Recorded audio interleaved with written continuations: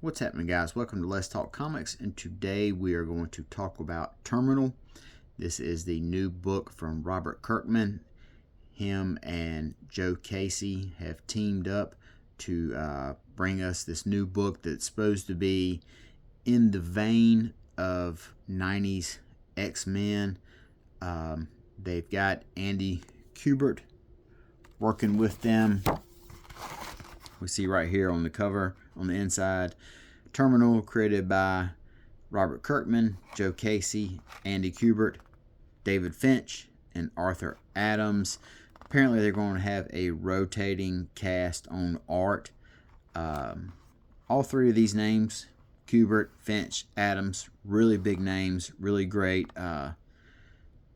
artists, you know, legends in the game, so to speak. This issue here, it's got a opening gatefold cover. Looks really great Kubert work. But sadly for me, that is about where the compliments end. I read this issue yesterday and I did not care for it. It got off on a bad foot to me. It got off on a bad foot with me, and it never managed to recover. It started off when you have this first page right here, and it has your list of characters. That's really cool, or whatever. But you've got the 5 activators are named Crusher, Blaster, Breaker, Thrasher, and Racer. You know, I'm like, are you serious? Is this a gag? Is this a joke? You know, it reminds me a lot of the movie Dodgeball, where Ben Stiller introduces his guys and he's like, this is Blaze, this is Laser, this is Blazer. You know, I'm like, are these real names here? Is this exactly what we're doing? So right there, you know, that kind of rubbed me the wrong way. The art, though, really great looking pages. You know, you can see right here, this guy, you know, it says many years ago, he wakes up like in this storm. There's this like huge explosion. It knocks him down. Like he has some sort of, it's almost like some sort of Highlander quickening right here. And then we start to see blood gushing out of his eyes. And then we see this huge eyeball emerge out of his head. Which this is, like I said, the artwork, the pages and panels, really cool. This is a really great looking shot right here. But that's where it all ends for me. This dialogue is pretty much laughable. Nice shot, Blaster. Almost got me that time. Don't matter though, already got what I came for. I'm going to make sure they don't bury you with it, imp. So this is like generic tough guy talk. And this guy, he doesn't seem to be as much of a badass as he said he was. He ends up getting cut in half by this guy named Imp. And then we see new recruit. So this is really where the story starts. And we have this young lady here. She is like monologuing or whatever. Sometimes I feel like she's close. Other times my sister feels so far away. So essentially what she's doing is she's trying to find her sister. She's got this guy right here that she paid. And he says, what you've asked for, black case files, espionage, data, cyber op records, it's really dark shit. She goes, it's called the dark web for a reason, right? So this guy's like a computer hacker type guy, and he's got information about where her sister is at, where her sister is. And then we see the previous guy, Imp. He shows up, just cuts this guy's head off. He's here to kind of like kill her or whatever. And then she's on the run. She's running for him, and then runs into this person right here. And this is revealed to be her sister. Her sister's back. She looks pretty fucking yoked. You know, she's real muscular. Looks like a real legit badass. She's beating up. Her name is Crusher.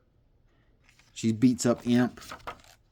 Really cool fight scene or whatever. But like I said, my problem isn't with the art. It's with the dialogue. You think you have a chance against me? Who planned this op? They really sent you out alone. You see, Crusher, when you're alone, you run.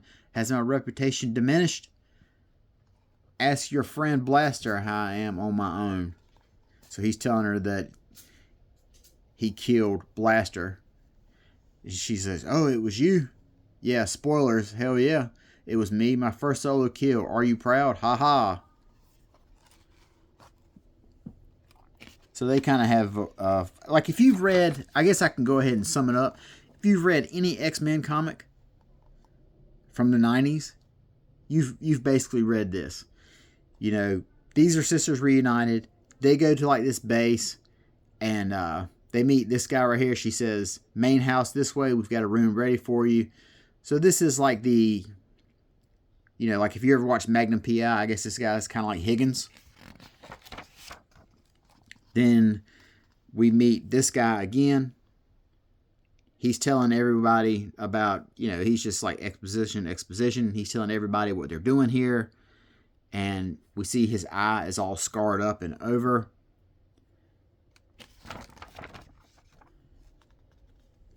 And just a bunch of dialogue without really saying anything.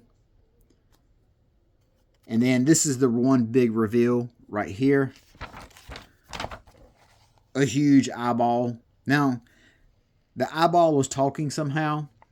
And it says, now you face Mokolox. Eons of cosmic time bring this moment forward. The choice is upon us once more. Limitless potential or apocalyptic consequences. A blessing or a curse. The gift of emergence does not come without cost. Marilyn, you stand at the precipice of a cosmic awakening. I bid you to heed this calling. So basically what he is telling her is she has some sort of latent gift. What is called, and he's like, you know, I can release this gift for you. You cannot parse what is fated. The cosmic fire rages. The roar of the flames reaches its peak. It demands an answer. Do not hesitate, for our mission is humanity's advancement. Awakening, there is a suppression, destruction, and our enemies march ever forward. So essentially what we have here, these guys, they're like the good guys. These guys here, Imp, who we've seen kill 2 people so far, they're like the bad guys. And so she's like kind of thinking, do I want to, you know, do I want to stay here? Do I want to get involved in all this? Although I'm glad to see my sister. And then he activates her power. That's what he's doing right here. Let there be light. Let it shine within and without you. So he's blasting her, activating her mutant gene, so to speak. And all it just causes her to do is just like blow up and self-destruct or whatever. She possessed belief, but not enough. Her blessing was denied, and she's just like some tub of goo right here on the ground. Alessandra, aka Crusher, completely oblivious to how many people held that. Now this part here, I did like this part right here. This part got very interesting. Completely oblivious to how many people held that title before her or how they died. She's feeling it now. That feeling of losing someone so close to you in the name of a cause you committed to so intensely. She's starting to question everything. So you read this, and then eyeball guy, eyeball team, you think they're the good guys, but her sister dies horribly. You think that she's going to get her superpower activated and her sister are going to be together, but she just dies. And then we see here this little information says how many people have held that title Crusher. So it's like, are the good guys really the good guys? Are they on the up and on the level? Because it seems like they're hiding something. It seems like this Crusher is just the latest in a long line of soldiers. And I kind of really dig that. Like, are they really the good guys? You know, what's really going on here? And then we have this guy here. He's kind of standing out here on his own. It says, when you agree to do Michaelox's bidding, you're terminal. Dun, dun, dun. And then it ends. Then we have like this kind of text piece by Robert Kirkman. And he says, I couldn't possibly be more excited about this series. I've done a lot of things in my career, but this series is the biggest swing I've ever taken. What is it? Well, it's a new idea, a new world with all new characters. It's going to blaze its own path, yada, yada, yada. The goal is that this series captures the magical feeling the X-Men comics in the 90s had, from Extinction Agenda, Age of Apocalypse, Onslaught, whatever.